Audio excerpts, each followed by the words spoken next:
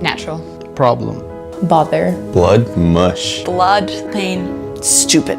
Blood. Embarrassing.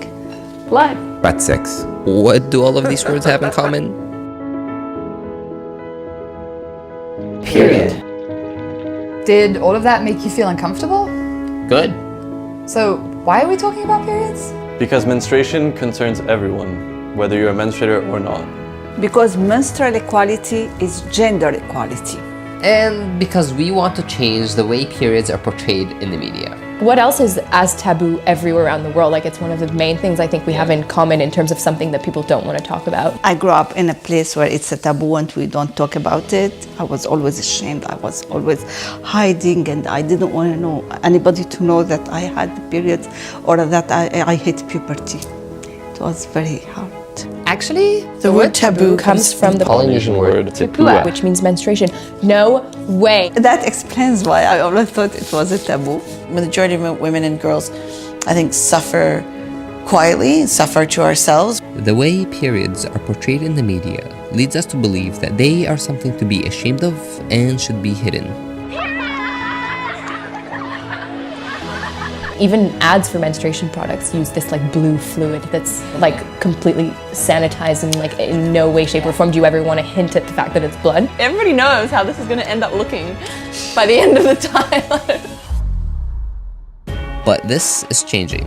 Spearheading this change is Nadia Okamoto with her book, Period Power. While reading this in public, I caught myself putting it face down because I was embarrassed. This feeling of shame became the motivation behind this video series. And so, this is why we're here. To normalize the conversation. Okay, pause. You're probably wondering, why is a guy talking to you about periods? Fair point. But according to Nadia, when we have the freedom and the platform to ask questions, challenge systems, and speak out, we have the responsibility to do so. Because so many in this world, including in our own communities, may still feel silenced about certain issues, such as the lack of access to period products. It does affect everyone, even if you're not a menstruator, but it more or less might have some impact on you. Period positivity movement also should apply to men, and this idea of like creating a space where people who menstruate feel like they can talk about it openly in front of people who don't. And I think men have a big role to play in facilitating those conversations because people might not bring it up in the first place. This girl in my grade 7 class had her first period and she was super embarrassed and didn't come to school for like 3 days. Everybody was kind of like, oh, that's so gross. Menstrual equality is gender equality because menstruators' access to education is limited by their period. 20% of girls In India, Drop out of school. when they get their first period. Wow. Wow. That's really sad for the idea that there's like no reason for them to stop other than something they can't control.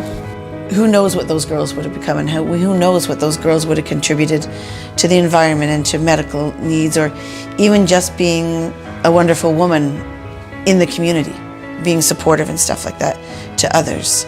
That's such a shame. Many menstruators also cannot afford or access basic hygiene products, a term known as period poverty.